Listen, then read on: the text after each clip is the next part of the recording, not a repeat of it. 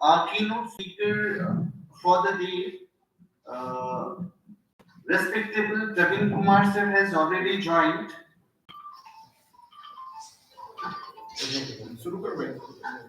We welcome you, sir, from the core of our heart. Thank you very much, Dr. Pandey. So nice of you. And thank you very much, sir, for being with us and giving your kind consent to deliver your keynote address here at the fourth international conference on Indian knowledge system, sir. That is perfectly all right, Dr. Pandey. I'm honored. And our international speaker Aisha Mustafa has also joined.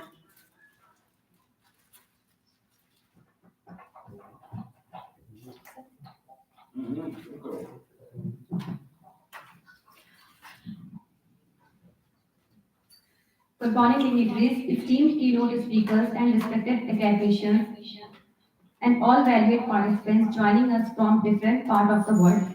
On behalf of the organizing committee of the Fourth International Conference on Indian Knowledge System, Reimagine Literary and Culture Esteem,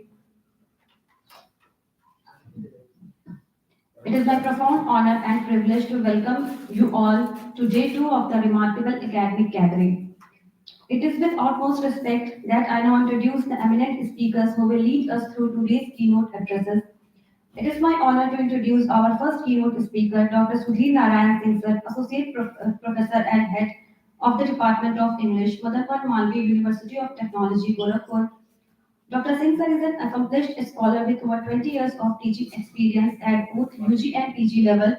He holds a PhD in English from Banaras Hindu University.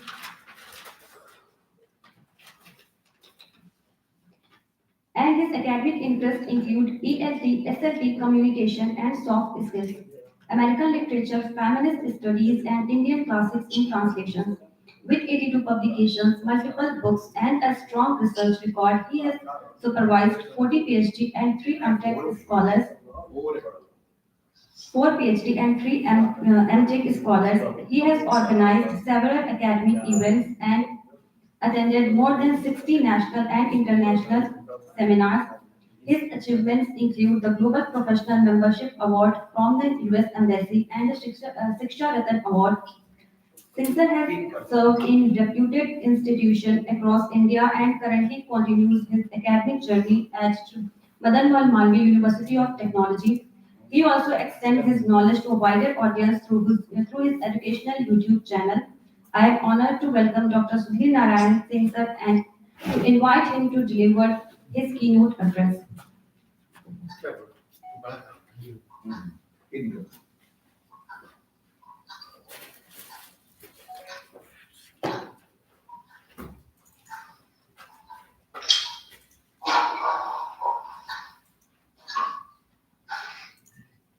इसको कुछ screen कर दीजिएगा ये ताकि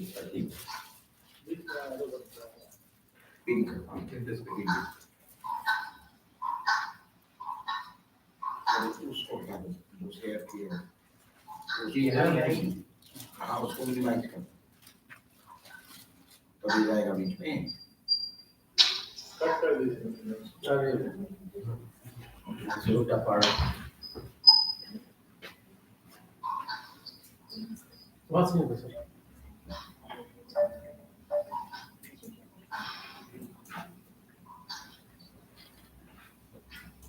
Yeah.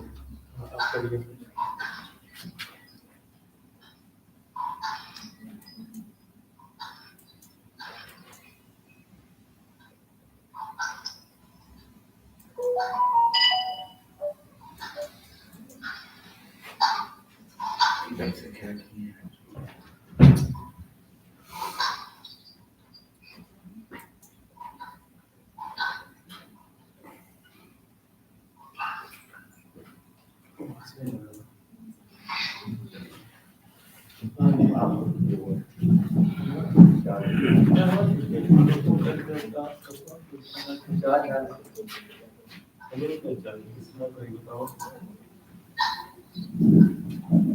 Hello, good morning and welcome to the second day of the 4th International Conference ELLC 2025. English Language and Literature Conference, fourth version, that adopted its theme on Indian knowledge system, reimagining literary and cultural episteme. I, as the convener of this program, would love to extend my heartfelt welcome to all the distinguished dignitaries joining all across the globe and to deliberate upon the challenging issues, cultural richness, and repository of the knowledge that Indian knowledge system has to offer. While talking of this, I would like to begin with the Indian knowledge system and its classical reverence and referencing that I have to focus on. While talking on it, I would love to begin with my talk on the point like from Indian classics. As we start talking of the same, I would like to begin with the ancient Indian classic Ramayana. And then while looking at it, I found this classic as an excellent example of leadership and management in the present day scenario. I would love to re-image and reiterate while discussing the leadership qualities of Sri Rama as an excellent leader, whereas Bharat as the excellent manager.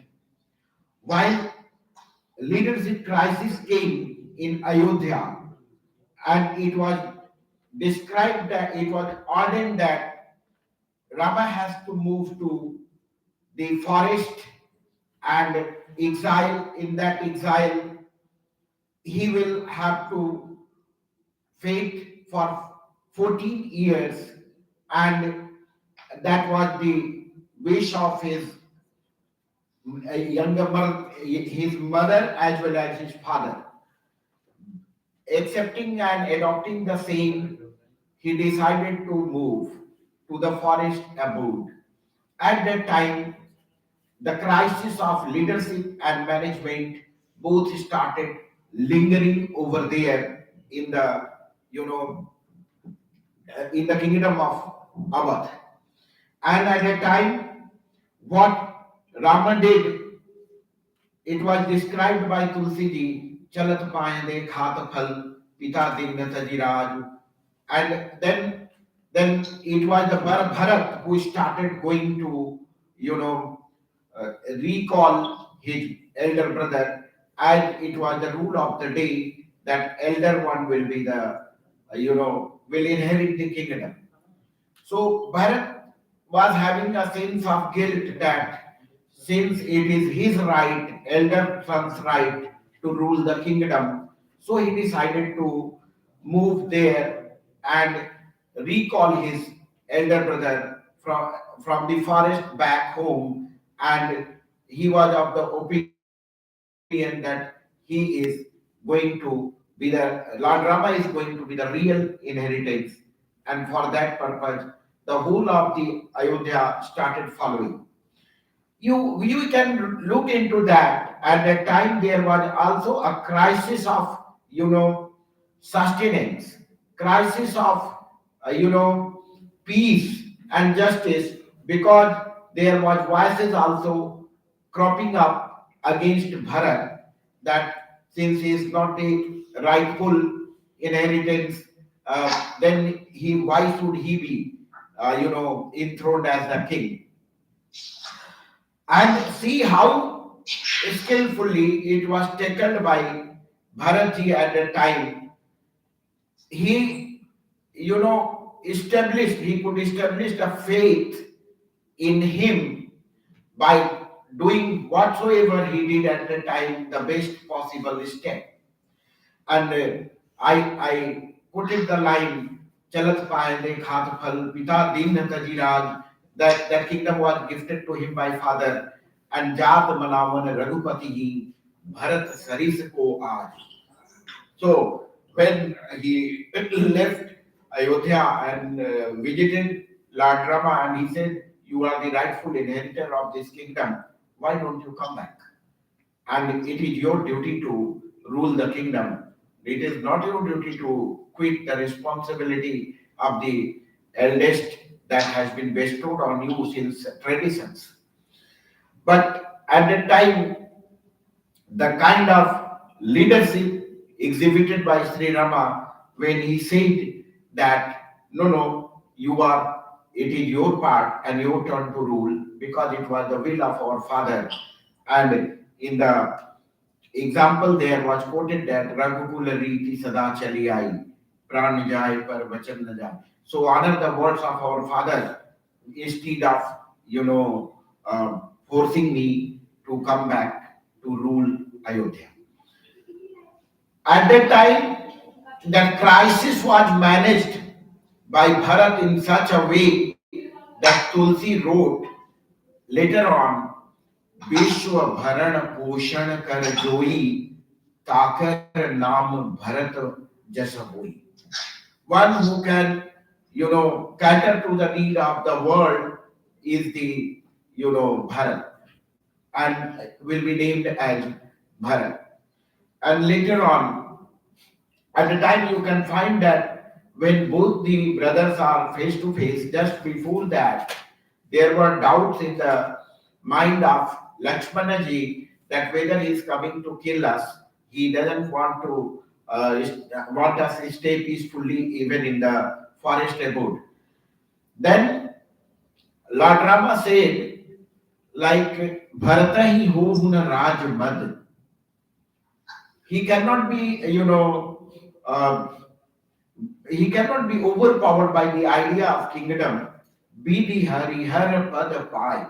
Whether he has been gifted the Brahma, Vishnu, Mahesh, all the position, even then, because Kabahu ki kaji si karni cheer sindhu binashai. Means, like if we want to make a milk in convert it into the curd, little kind of sour things are to be added, and but for that purpose the Chir Sindhu, the ocean of milk cannot be make sour, cannot be converted into curd. So that was the idea that Bharata hi ho huna rajman. Then Bharat returned with the footstep of the footwears of the Lord Rama, and he said that I'm not going to rule. Rather, these footwears are going to rule the whole of the Ayodhya. At that time, again, like king, like subject, like king. What happens? People of Ayodhya started donating too much, and they started following the footsteps of their king Bharat, who was ruling in the name of his elder brother Sri Rama. And at that time, what happened after the 14 years? So that is where Bharat managed the crisis in the kingdom that was foreseen by him, and that he could manage so skillfully in that time at the time of Ayodhya. So leadership conflict and the conflict of management both were tackled by these two brothers so skillfully and such nicely that no question, every problem remained unquestioned and it was resolved. After, towards the end of the exile of Lord Rama, there emerged a different kind of crisis in his life. When Ravana eloped with goddess Sita, at that time it was quite difficult to establish an army even in the forest, and at that time he come up with the idea of establishing an army even in the forest with the help of you can say monkeys and animals. And the birds and all that. So that is where his leadership also surpasses the boundary of the communication. And as a communicator and communication teachers, we can see that if we are skilled enough, we can train the animals to our task as well. And then when he reached Ayodhya, he reached Sri Lanka, and when Ravana came, it's a wonderful thing, winning mantra from, Manas, Sri Ram Charit Manas. When he reached Sri Lanka, and just before the battle of that final battle that make Sri Rama, Lord Rama, that established him as the warrior Rama, that established him as the, God Rama and best of the best. Then at that time, what happened when Ravana appeared first time before him, charioted and with full armors? Sri Rama was barefooted and having half body exposed and vulnerable. Visibly, it seems to be vulnerable. Then Vibhishana raised a question. He said that Ravan Rathi Birath Raghuvira, and he is on foot. Then he said that how are you going to win this battle? Winning mantra. How can you win this battle? And there the crisis and the kind of answer given by, Sri Ram was the catalog of soft skills. We most of us are soft skill trainers, and at the time we noticed that soft skill catalog. What was that? Vibhishana said, how are you going to win in such a holy situation, in such a reverse situation, where the complete army is associated with the, armor and, weapons, and your weapons are not up to that mark, you are not covered, your body is vulnerable, seems vulnerable and not covered. How are you going to win this battle? Now see what answer was given. This question was asked by Vibhishana, the younger brother of Ravana, but Lord Rama is cataloging the soft skill. There he says, Sauraj Dheeraj Tahirath Chaka. You just see that Rath is not required, that chariot is not required to win the battle.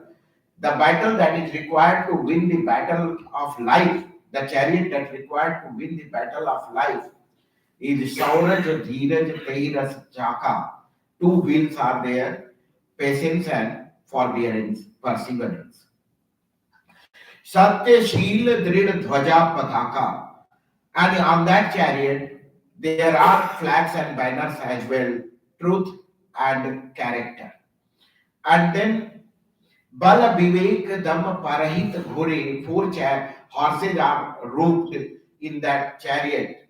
Bal, prowess, Vivek, decision making power, Dham, control, and helpfulness, charity, these are the four horses roped over there with the three ropes, Chama, Kripa, Samata, Rajujori. Three ropes are there, forgiveness, and Kripa means compassion, and Samata, egalitarianism. These are the three ropes. And then on that chariot, even Christianity also says a concept that whenever you are running through reverse times, have faith in you and God overhead. Then similar things is given in that Hindu scriptures, Chama Kripa Samatara Jujore, is a bhajan sarathi sujana, your chariot is trust in your Lord Almighty. And then ultimately there are weapons also. Then Sama Yama Niyam, Shili Mukhanana, these are arrows. And Baru Vigyan, scientific knowledge and logic and all that, your decision making power, Kathin Ko Danda. And ultimately, the catalog ends with the line, Sakha Dharam Mein Asarath Jake, Jeetan Kahna Katahu Riputake. My dear friend, if such chariot is there with a person who is seated in such a chariot, tell me where where there is an enemy born to win. Means there is a term that comes ajat shatru. उसके शत्रु का जन्म ही नहीं हुआ. His enemy is not born and anywhere on this earth. Moving beyond this, I would like to come to the administrative skills from the Lord Rama and Ramayana, not Lord Rama. Rather, I would like to quote here. I would like to quote here Keshav Das, another Hindi poet, who is describing King Janak, the father of Mata Janki, and we can learn administrative skills from him. When for the first time Rama was meeting, Rama and Lakshmana was meeting King Janak, at that time Vishwamitra introduced them that with the lines, Keshav ye Mithiladhip hai, he is the king of Mithila. जग में जिनकी रति बेली वही है.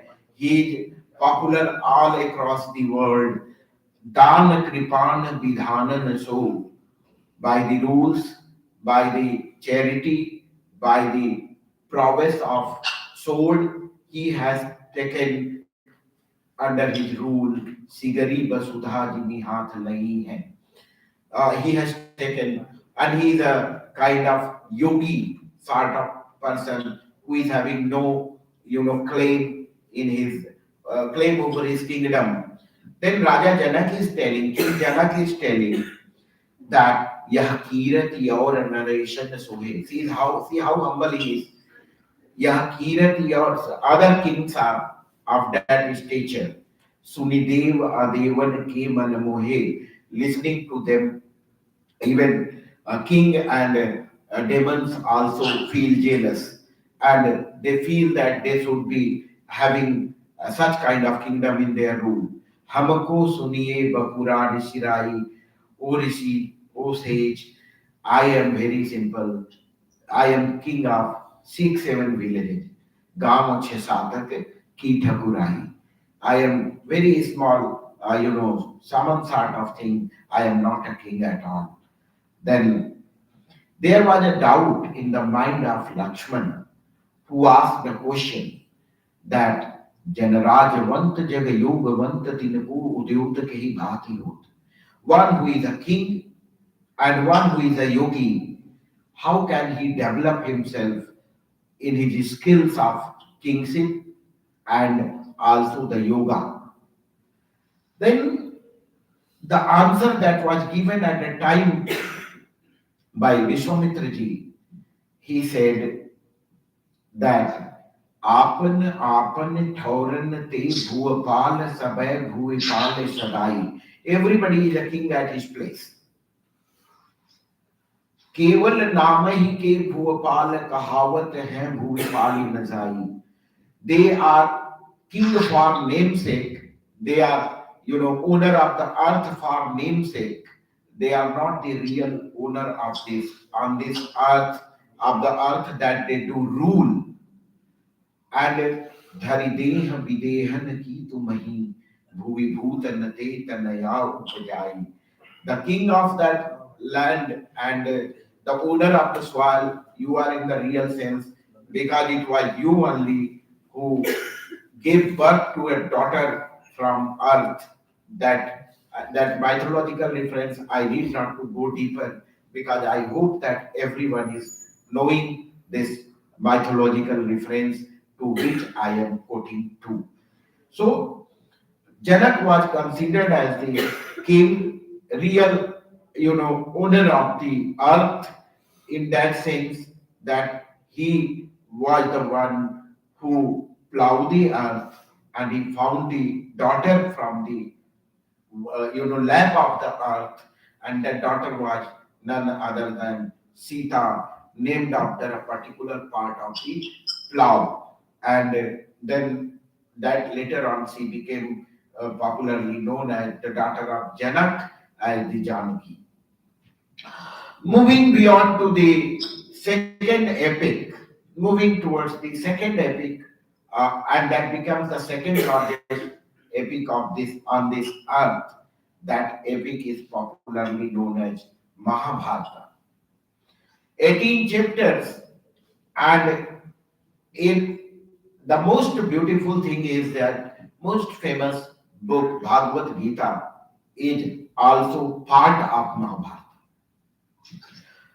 While talking of this religious battle that was fought between Kauravas and Pandavas, we must remember that there was another Bharat character, Santanu Putra, and then that Bharat then was Sakuntala, and Sakuntala's son.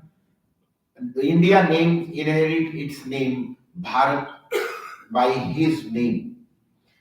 And then later on, we realize that how the battle ensued between the two cousins, families, Pandavas and Kauravas, for the same kingdom that was kicked out by the brothers as a football throughout the Ramayana.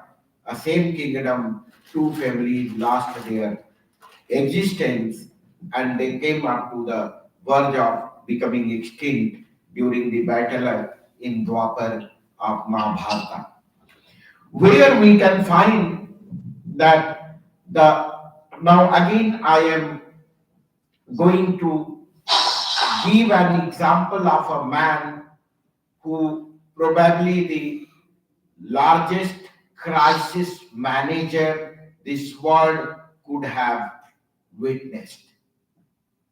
May it be mythologically, may it be physically, or may it be historically. This epic owed its origin approx 5,000 years ago. So, Bronze Age biggest battle, that is Mahabharata, if you are talking about historically speaking. Then Sri Krishna became the biggest crisis manager on this earth because of the military size that was having ratio of 7 is to 11. If there were 7 brigades to in the siding the Pandavas, there were 11 brigades siding the Kauravas. And Sri Krishna, it was he with his skillful advices, counsels that ensured the victory to the Pandavas. Nonetheless, if we are leading a military, let us be a bit analytical before going to re-image the thing. Let us be critical before going into that. Every military has a war statement.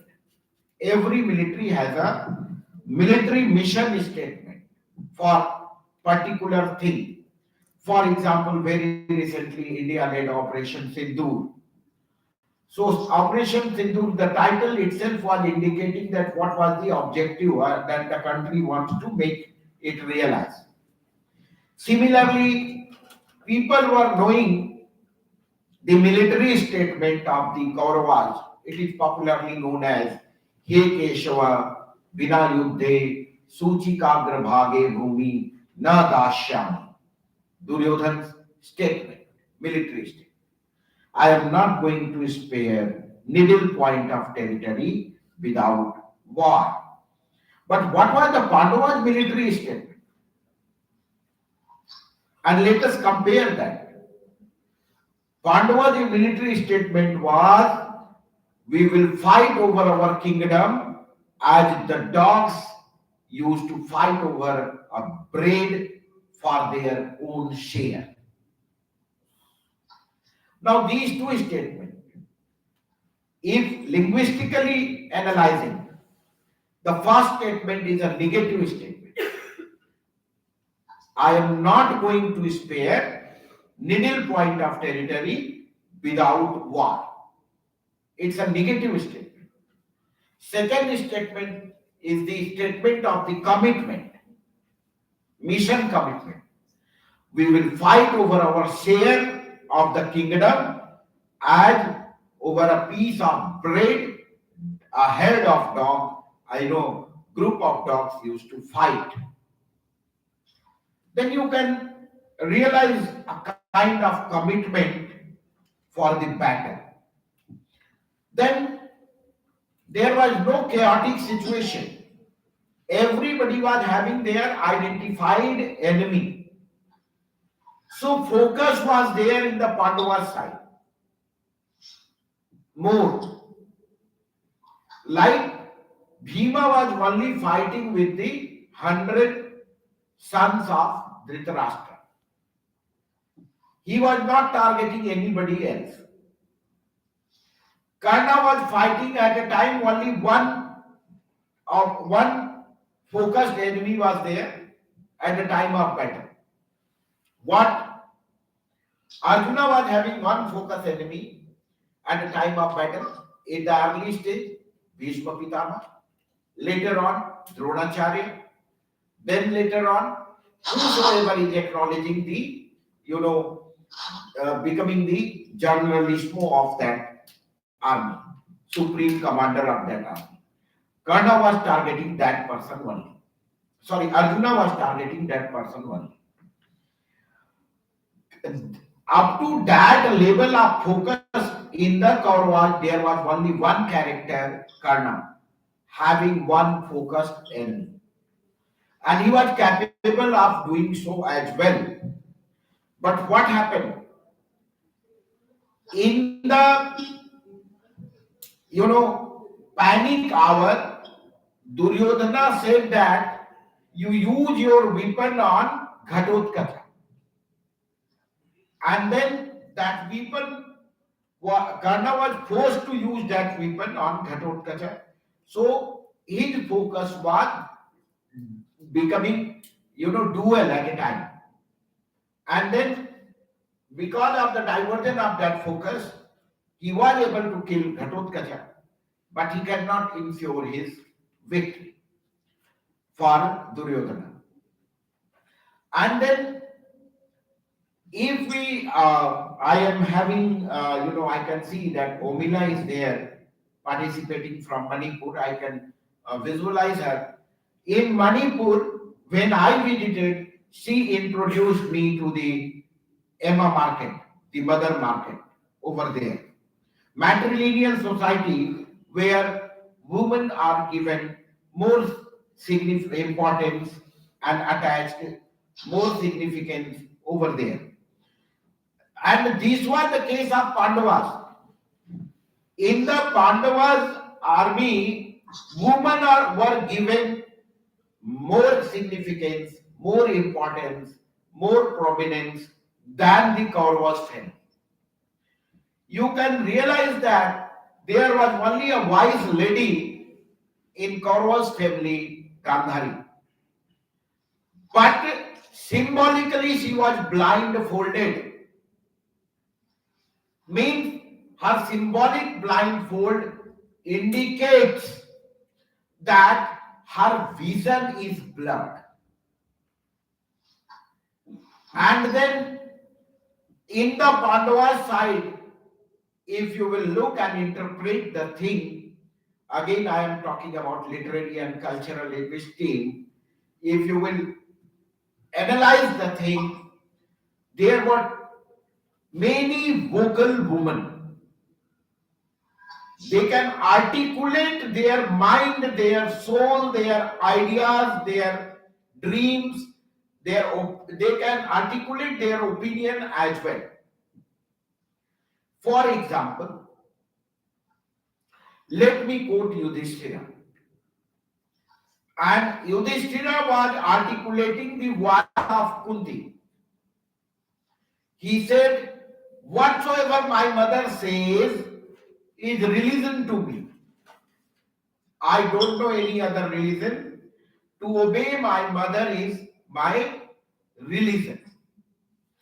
Moving beyond, when I look at the Draupadi as the most articulative character from this epic. Every moment Draupadi was articulating her ideas and opinion frankly. And modern days we have studied Candida by Bernard Shaw, and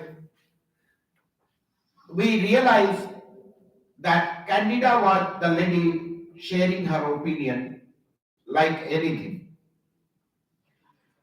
Similarly, Draupadi as a character, even in Christianity, there is a character if I could compare with Draupadi, Saint Joan of Arc. She could articulate her opinion very frankly. Every moment when Sri Krishna was going as the peace emissary, peace ambassador for the establishment of peace to Kauravas' place and in their palace, it was Draupadi who opposed. She articulated her opinion telling that जाहूं भले पुरुराज पै धारी दूत का वेश भूल न जइहो पै वहां केशव कृष्णा केश. Even if you are going to the palace of Kauravas for the establishment of peace, please don't forget that my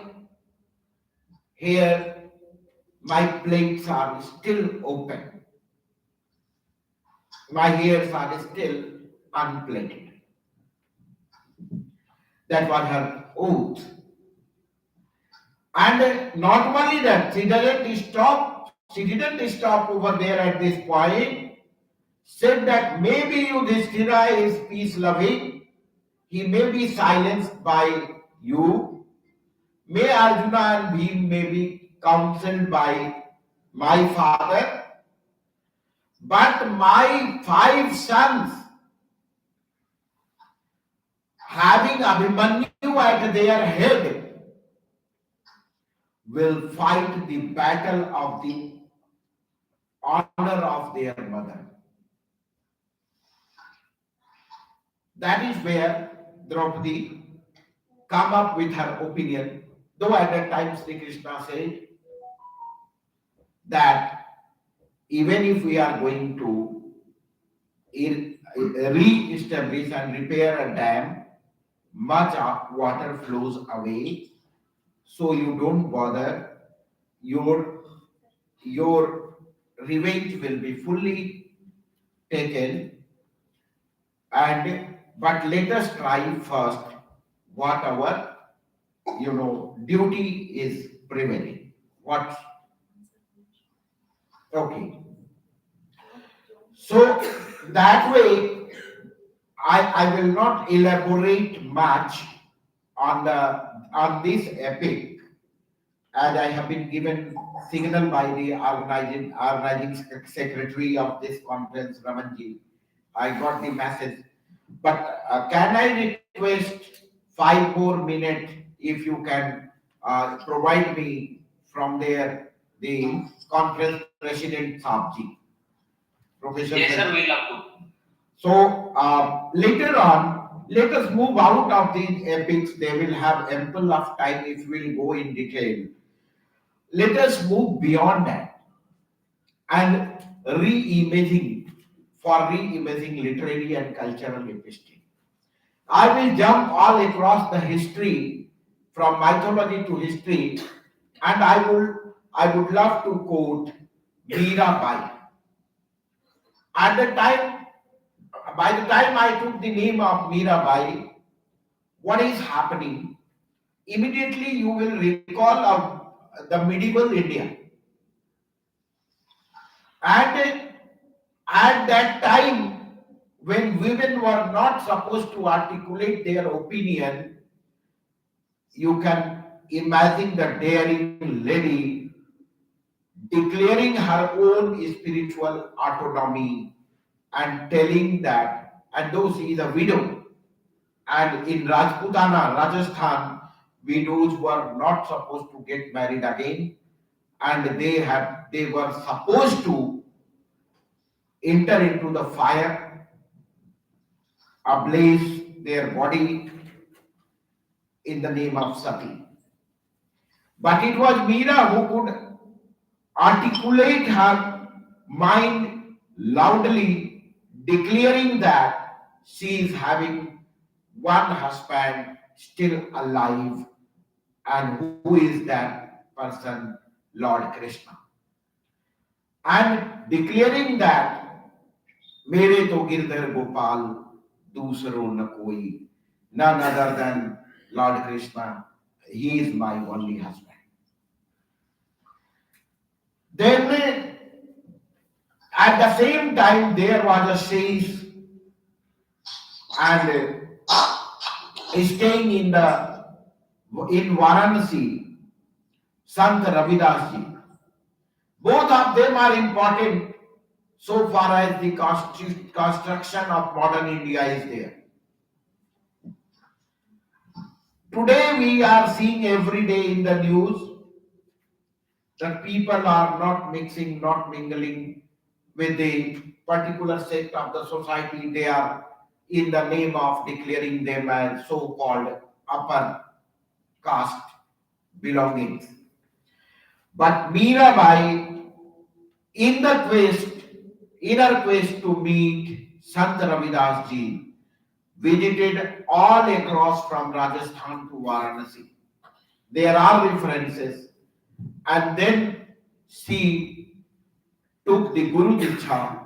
This is also, though it is not documented somewhere, sometime in oral tradition, it is there that Sant Ravidas ji became Guru of Mirabai.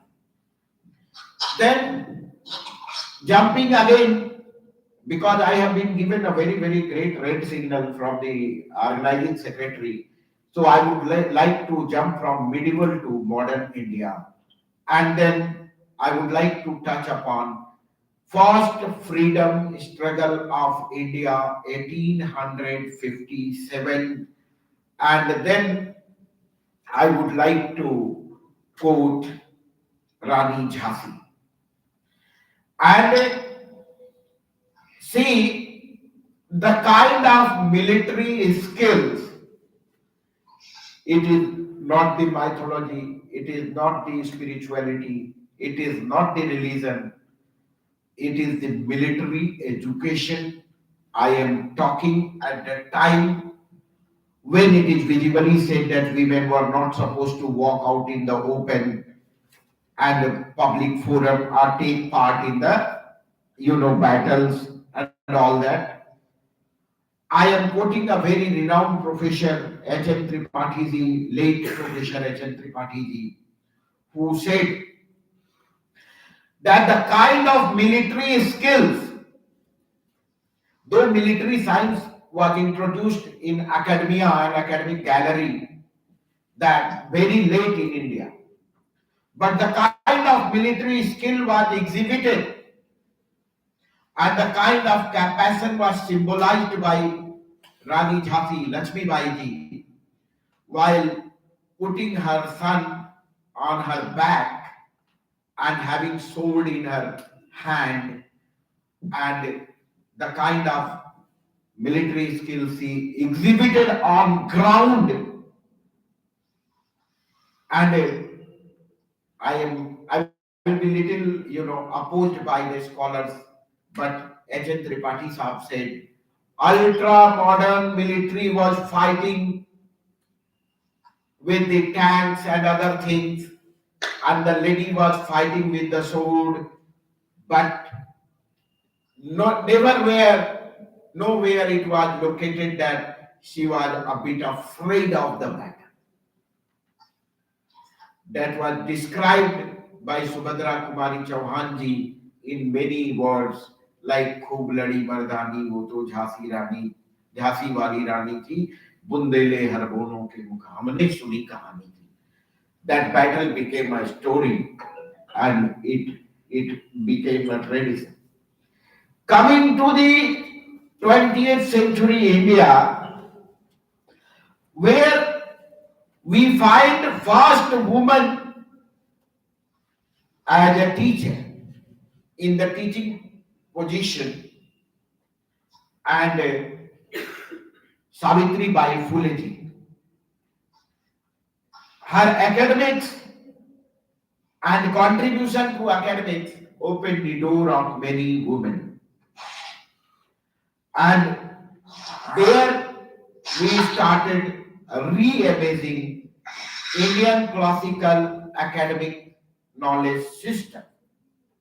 Moving beyond to from that very place to the 1947 freedom struggle and where we got the freedom, we India wins freedom. But who designed the modern flag of free India? Madam Bhikaji Kama. There may be many designers, many dress designers, and with the many other design. But that design, and here when India is dreaming of becoming developed India by 2047, I would like to say that first contribution was scripted by Madam Bhikaji Kama by needle and thread on the Indian national flag in the design of there. Moving beyond, we can find that Kalpana Chawla is coming, and then there are many more ladies contributing. Very recently, Indian woman scripted sport history by winning the World Cup cricket. Not only that, our visually challenged women, daughters of India, scripted another glorious history by winning for the first time uh, World Cup cricket for the visually challenged. And then they show that though they are sightless, but they are not visionless. They are having a clear cut vision to script the history and of modern India. Coming to the era of AI and ICT, again I would love to quote Kalam Sahab, and with that I would like to conclude my talk. Kalam Sahab was of the opinion that India should be a developed nation by 2020. And not only that, in the force of time compulsion, I couldn't dedicate a time to many modern Indians who contributed to in shaping the present India. Maybe Shahid Azam Bhagat Singh, maybe Netaji Subhash Chandra Bose, or maybe the most educated man of the 20th century, Dr. B.R. Ambedkar Sahab. And, and we are heading that way, and Bir Abdul Hamid ji, who scripted the story by blowing pattern tanks by hand grenades only at a time. We are Biomika and these girls who recently represented Indian, Biomika and Sophia, they represented India at the international battlefield in that way. So at this point, we are leading peaceful life, and we can re-image by drawing principles from all that. May it be Guru Gobind Singh Ji, or may it be the King of Irong Gambhir Singh Ji from Manipur, and may it be Yashwant Point there in Northeast. May it be who fought the battle and the Chinese army retreated at only one point, that is just one point. And then that way, I would like to conclude my talk with a quote by Kalam Sahab, who said that ignited young minds. See, the very core objective of this conference, Indian knowledge system, re-imaging literary and cultural esteem. And I am echoing it, reverberated in the voice of Kalam Sahab. He said, ignited young minds we feel are the most powerful resource. This is the most powerful resource on the earth, under the sea, and in the sky. And we all must work together to convert this developing India into a developed India. And the revolution for the same must begin in our minds. So I hope that this conference will ignite young minds to come up front, and I hope that in the coming era, women empowerment struggle will be finished. Women will march with men, not only shoulder to shoulder, rather toe to toe.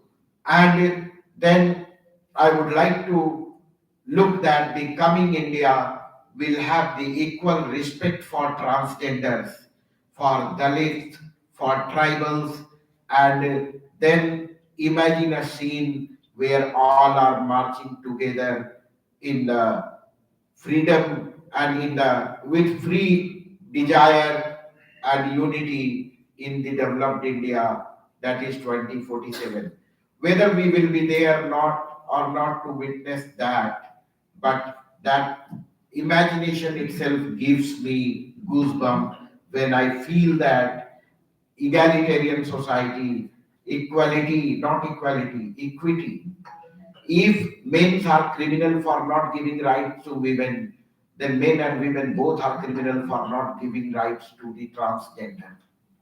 And coming of them in the field, coming of marching on like, Birsa Munda and then other tribal soldiers and everyone, if we come together and establish as India, not an equality, rather an equity. That equitable share is there, and if everybody is marching jointly together, and we will script the history of developed India, and we script the dream realization of developed India. With that hope, with that desire, I am thankful to the conference president and organizing secretary, conference president Sanjay Prashant Pandeji, and organizing secretary Raman Jaswalji. Thanks for having me and scheduling my talk as the keynote address on the second day. This was my dream to interact with all my academic friends all across the globe. Jai Hind, Jai Bharat.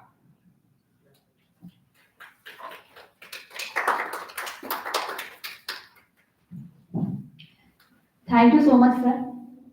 It's my honor to introduce our second keynote speaker, retired IAS officer, Mr. Praveen Kumar, sir, bring with him decades of administrative excellence and a wealth of experience in governance, policy planning, and public services. His presence today adds immense value to our conference, reminding us of the intersection between humanities, society, and public leadership. Sir, we are honored to invite you to address the gathering. Sir, Praveen sir, Yes, I'm hearing you. please address the gathering, sir. Yes. Uh, greetings of the day to all the listeners and participants from different parts of the world, and particularly the people in Gorakhpur who are managing the whole show. I must congratulate them. And let me confess in the beginning that I'm not an academician anymore. Though my heartfelt wish was to carry on with the academics, but it was not possible for me. Sometimes destiny shapes you for some other work.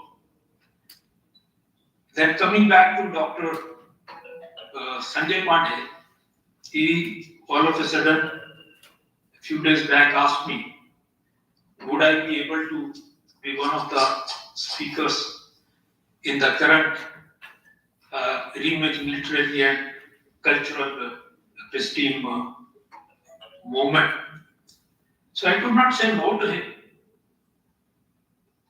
And as such, I have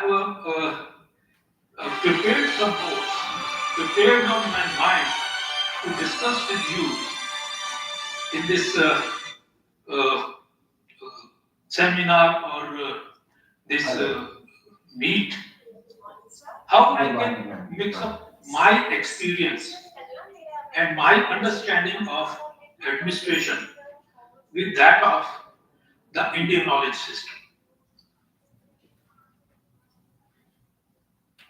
Somehow, the West has dominated the global episteme. And how it has happened? It has happened by marginalizing the non-European knowledge system or traditions. Indian knowledge traditions, Indian knowledge system, particularly in its literary and cultural dimensions, of course, is the focus of this talk, the larger talk. But I'll be touching up some other streams of this Indian knowledge system, where I think we can carry on with not just focused on these two things, our cultural and literary dimensions, but from other viewpoints also. Indian knowledge system, as far as I think, is a unique epistemological framework. And there is a nice relationship between Shabda, the word, Artha, meaning, but an integral role of Rasa, the aesthetic experience, in knowledge transmission. And the holistic worldview is embedded in our texts of ancient India, the Upanishads and Puranas. We are to draw inspiration from those texts. And before we know the issues in hand, we must have a serious look at the ancient conceptualization found in the sacred texts for the welfare of human beings. Indian Vedas, as a matter of fact, constitute the first literature that dawned on us. Of these four Vedas, Rig Veda is the oldest, having been composed in 1500 to 1200 for Christ. Let us say, in other words, dating back to around 3500 to 4000 years. So that old is our the written documents which are available and which have been established as the first book of the world in Rig Veda. And let me carry on with little bit of Rig Veda, though I have not read it at and I, as I said in the beginning, I will discuss it or shape it, like to shape it in the form of governance, administration. Right in Rig Veda, the writer's system of governance centered around social consciousness and path of duty. Clearly, it's mentioned there, in mankind, nobody is higher or no lower, nor is anybody of middle status. Everybody with concerted efforts toil along the path of progress. And all the men who are naturally diligent and possess outstanding characteristics progress by exploiting the natural resources from the Mother Earth And it is not that they have the monopoly over those natural resources, they will be utilizing them for the welfare of all. And may the society have a common objective.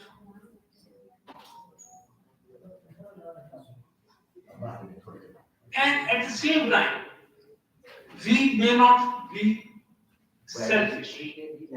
Unswervingly, we should follow the path of duty. May we always say humanity without demanding price of ourselves. That is another highlight of the great. And we have to be benevolent, kind, self-sacrifice, detached, and adjusted.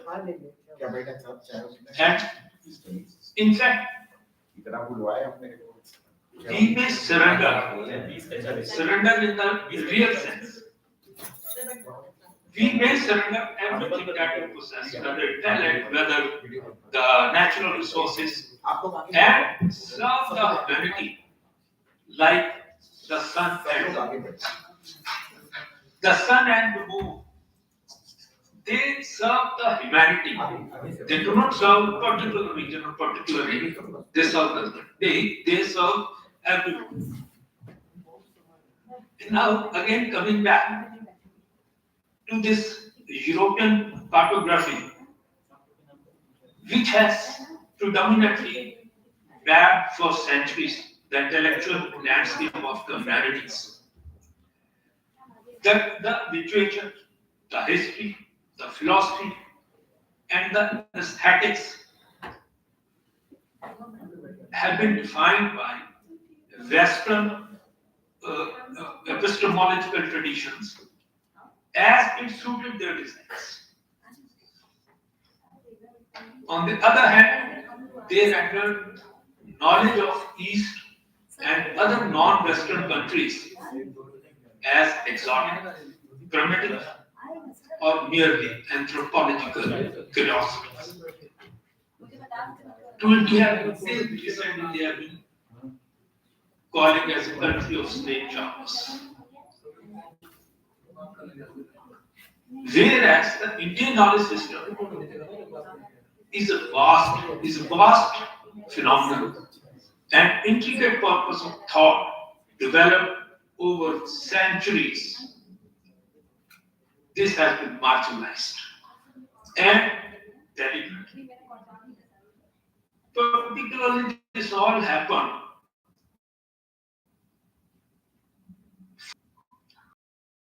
process, but they did it in a very planned manner. And we have to see how Indian knowledge system, as a coherent and valid episteme, with the scholarly endeavor, decolonize the mind and expand it to the horizon of human understanding. So this will be the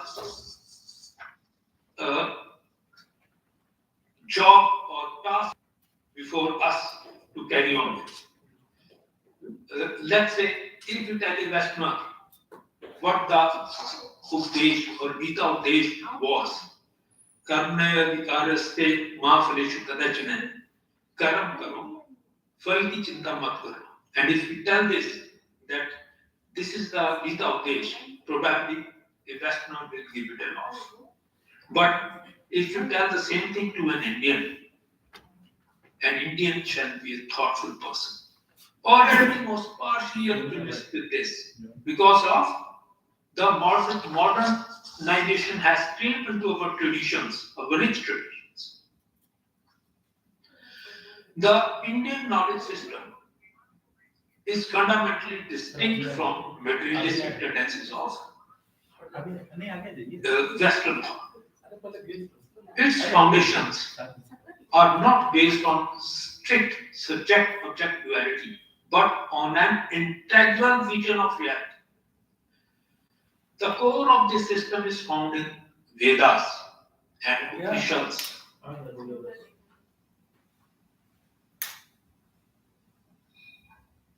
We talk of Purushartha.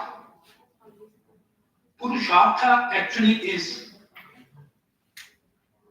reality, Brahman, self, Atma, Gyan, knowledge, and liberation. These are the other issues that we should discuss. While Purushartha we are discussing Sahitya, literature, sadhana, dharma, righteousness, artha, kama, moksha, liberation.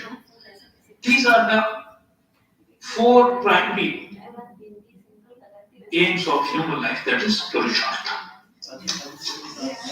We discuss in Indian knowledge system the rasa, aesthetic experience, dhwani, where we can mention of Ananda Vardhana's Dhavni Loka, which is actually the soul of poetry. And then the Alankara figuration and registry. I tell you how this Western world has ruthlessly suppressed being opportunistic, and they have suppressed to their own and Westerners equally. In the upstream arena of profession or art or science even, they have done it. First, I will mention to you about a scientist from America, Nikola Tesla. Nikola Tesla was the person who actually invented the wireless system.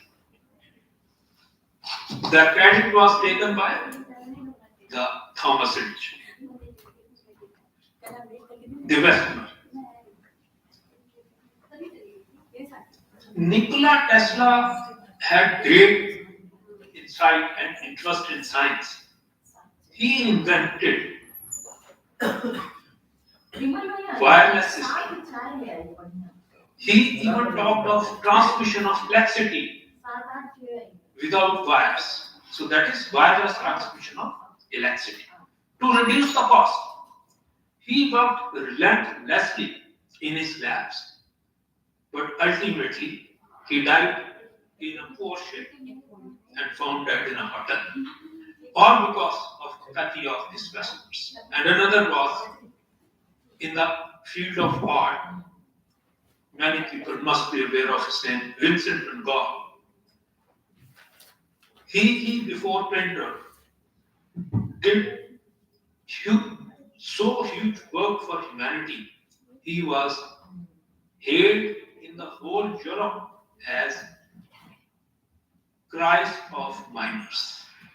But even he was not given his due during his lifetime. The Indian knowledge system, coming back to it, we have to see it for creating a narrative. The Puranas, the Mahabharata, Ramayana, these are not mythologies simply. These Westerners have brushed these simply as mythologies, as anthropological or something like imagined.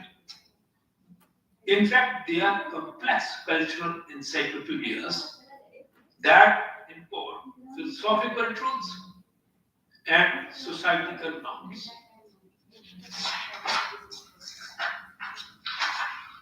The Westerners took a number of things from our relics, from our gold, from our scriptures, from our literature, and used it in their own manner.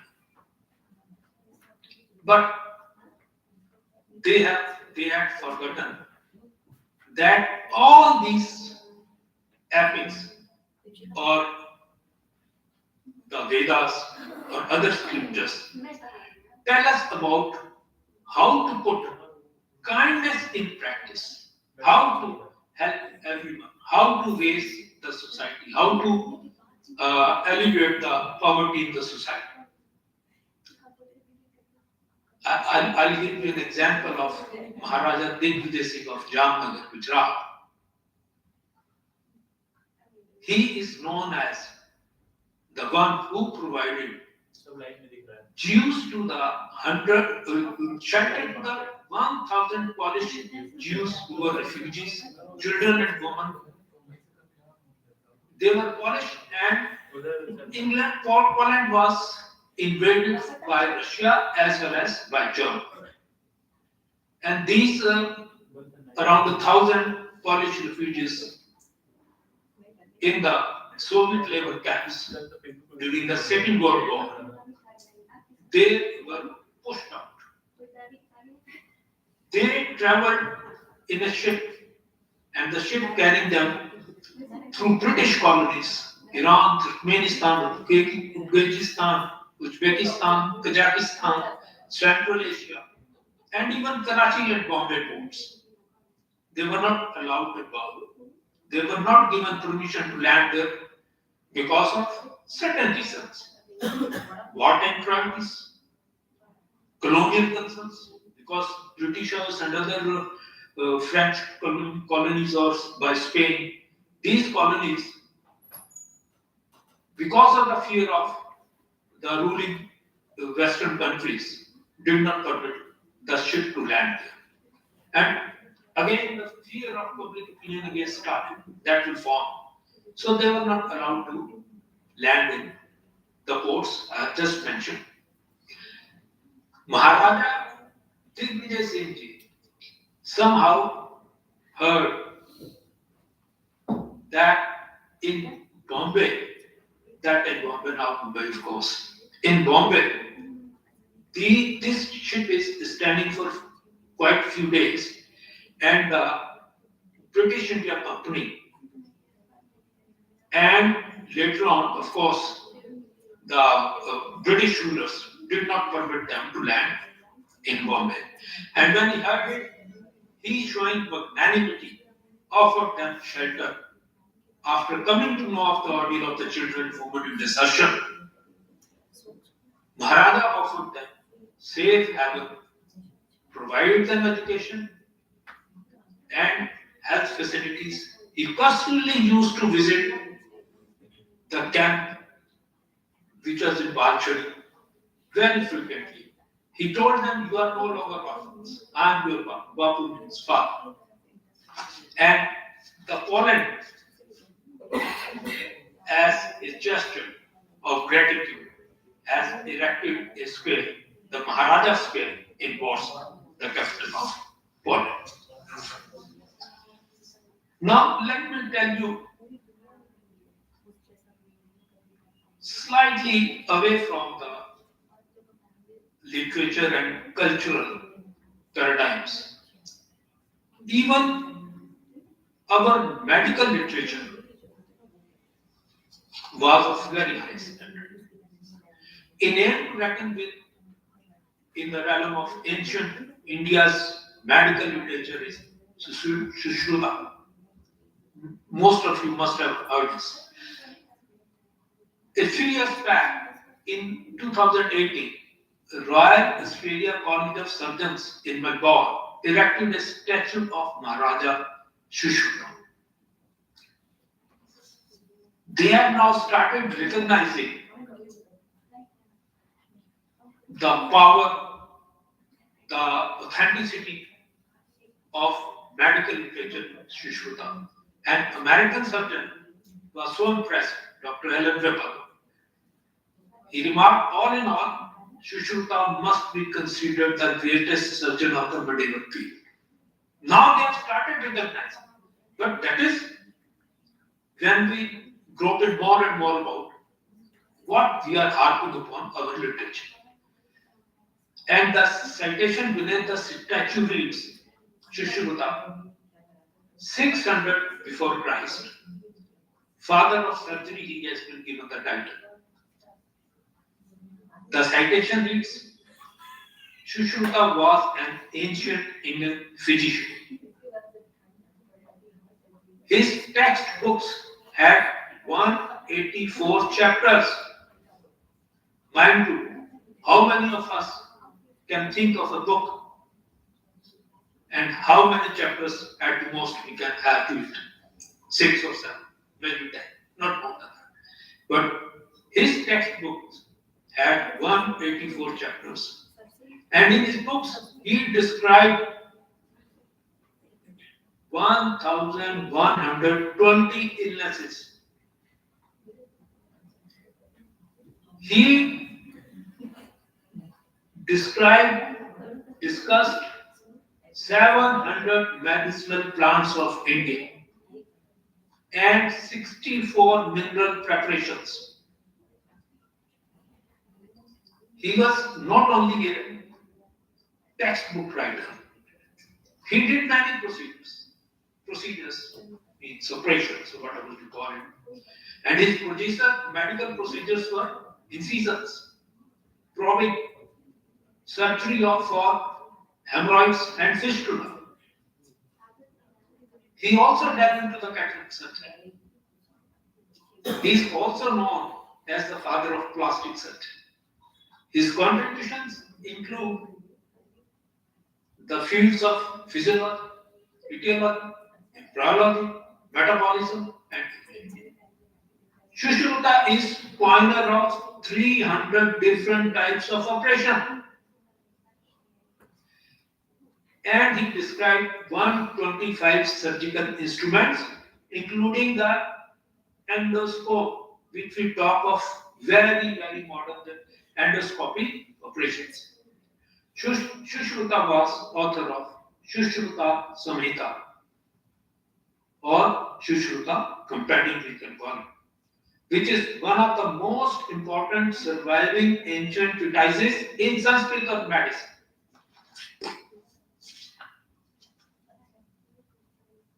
Then I will come to the modern empire, which began in 321 before Christ.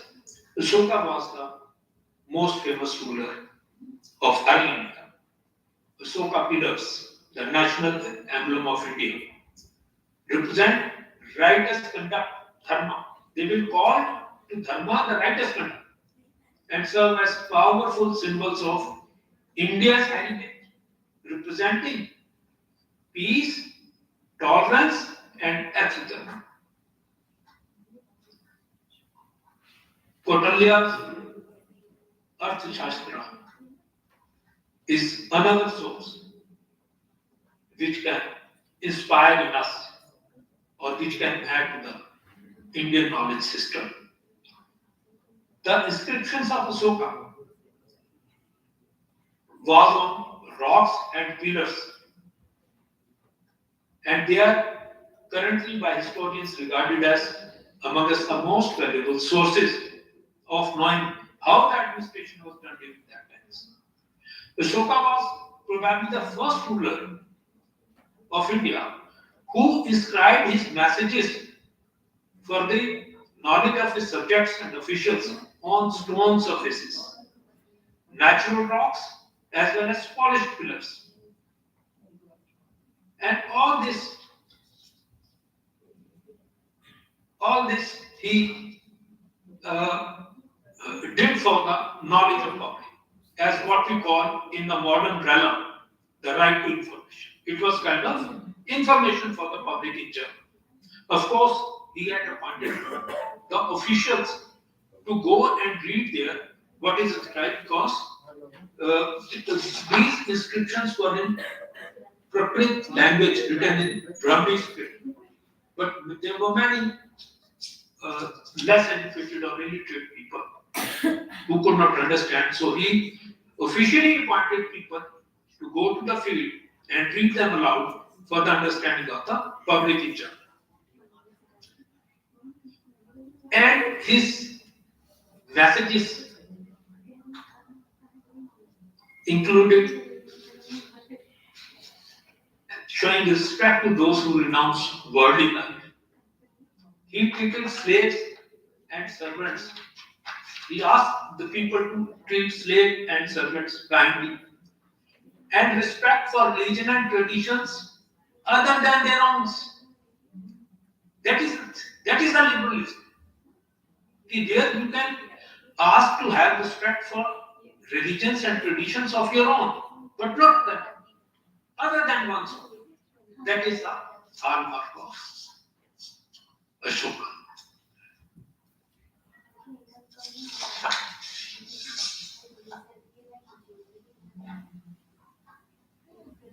And Indian epic, written almost 2000 years ago, describes cosmic flights, telepathic communication, and mysterious sky travelers flying about in what we would call, in what we will today call, flying saucers. These are the words of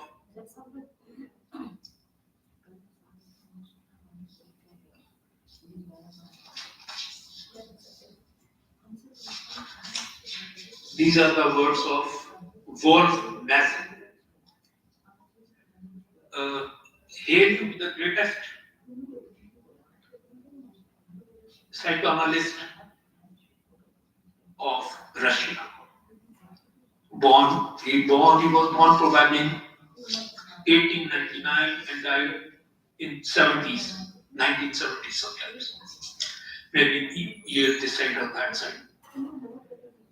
A great mind reader.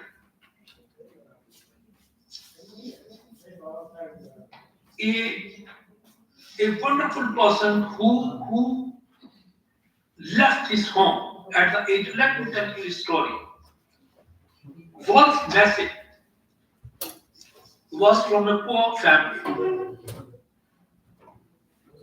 He left his home at 14. And the first train that he took to get away from that was for Berlin. He did not have a ticket, rail ticket. So he hid himself under the seat, one of the seats in the train. And when the ticket checker came, he looked at the wire and said, beckoned him, come up. Where is your ticket?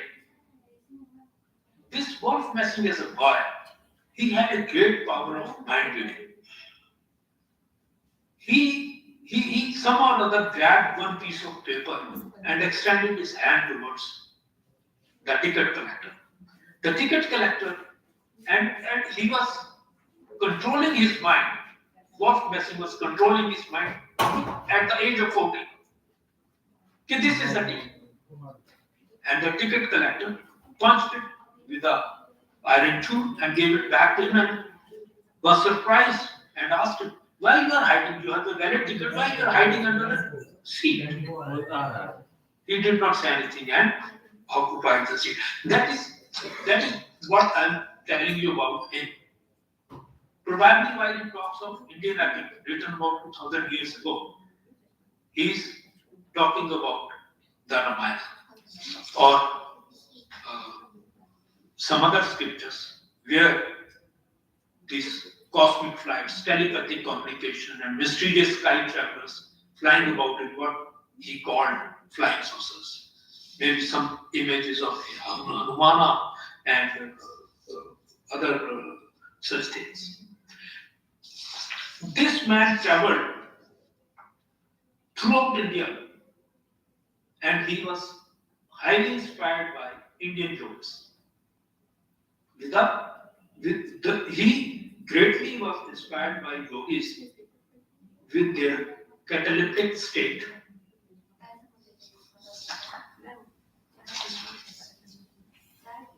He further mentioned, he wrote his autobiography about myself, which was later on.